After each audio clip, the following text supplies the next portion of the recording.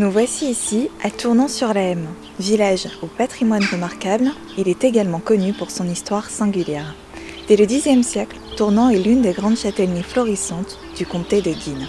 Entourée d'un fossé, elle résistera plusieurs fois aux attaques des Anglais pendant la guerre de Cent Ans. Cette seigneurie est marquée par Antoine de Bourgogne, dit le Grand Bâtard. Au XVe siècle, il est un des personnages les plus importants du nord de la France. Il a notamment contribué à l'embellissement du château et à l'établissement d'une église collégiale encore visible aujourd'hui.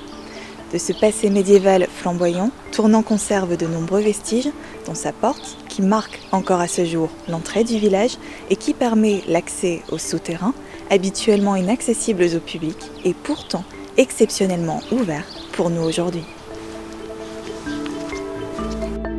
Jean-Claude Routier, bonjour. Merci de nous consacrer un peu de votre temps. Vous êtes archéologue à l'INRAP et dans quelques instants, c'est vous qui allez nous faire découvrir les trésors qui se cachent sous nos pieds.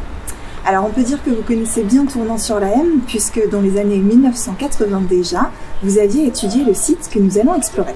Je suis venu à Tournon en 1987 pour fouiller à l'invitation de M.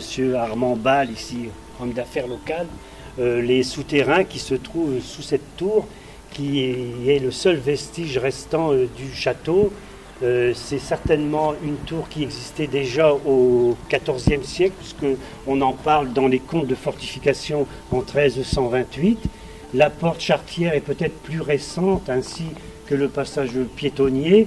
En tout cas, c'est un ensemble intéressant, malgré la disparition complète du château au XVIe siècle, qui était à l'époque sous domination espagnole et qui fut assiégé et dynamité par les Français en 1542, puis totalement démantelé en 1595. Mais n'oublions pas que le château fut occupé à la grande époque par les ducs de Bourgogne au XVe siècle. On se souvient en particulier de Antoine de Bourgogne, le plus illustre, qui fit faire de grandes restaurations, de grands travaux.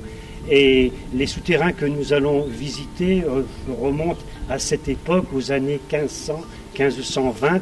Il s'agit d'un ensemble souterrain qui défendait la porte ici et qui surveillait le fossé qui était sous nos pieds et qui est comblé depuis des siècles. Donc cette entrée était déjà visible. Donc on a commencé avec 2 ouvriers et des bénévoles par la suite à enlever les remblais qui nous ont conduits au bas de cet escalier qui fait 7 mètres de long et à 7 mètres de profondeur, à une trappe qui communiquait à une galerie inférieure. Et de cette galerie, nous avons retrouvé l'accès primitif qui est derrière vous et que nous allons emprunter pour visiter le souterrain.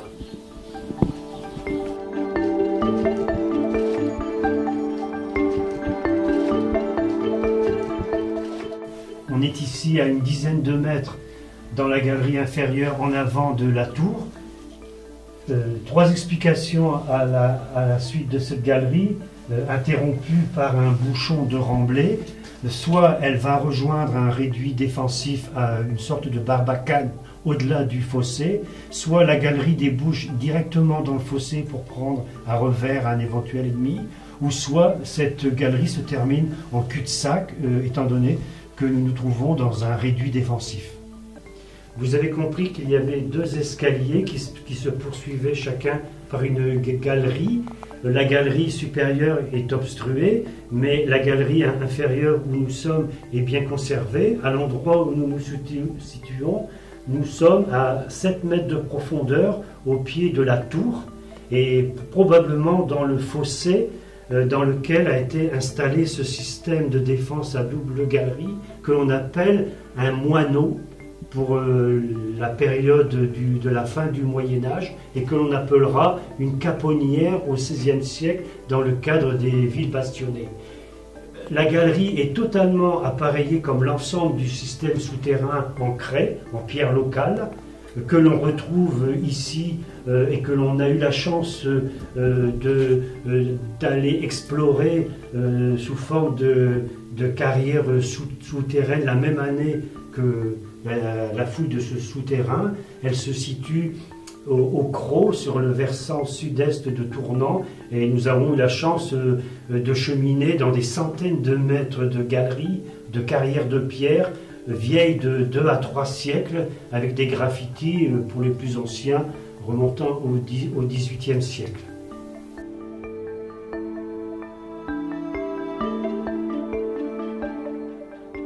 Dans la galerie inférieure, donc, on a quelques éléments de défense, dont cette embrasure de tir qui est très caractéristique d'une embrasure à la française, c'est-à-dire pour tir d'arquebuse ou de mousquet, avec un orifice rectangulaire et une sortie évasée à l'extérieur que nous ne voyons pas ici, mais qu'on peut un peu imaginer en passant un peu la main. Elle est bien conservée, bien que dénaturée dans sa partie inférieure. Ce type d'organe est daté des années 1500 à 1520, d'après le spécialiste de la fortification Alain Salamagne, que j'ai consulté pour l'occasion.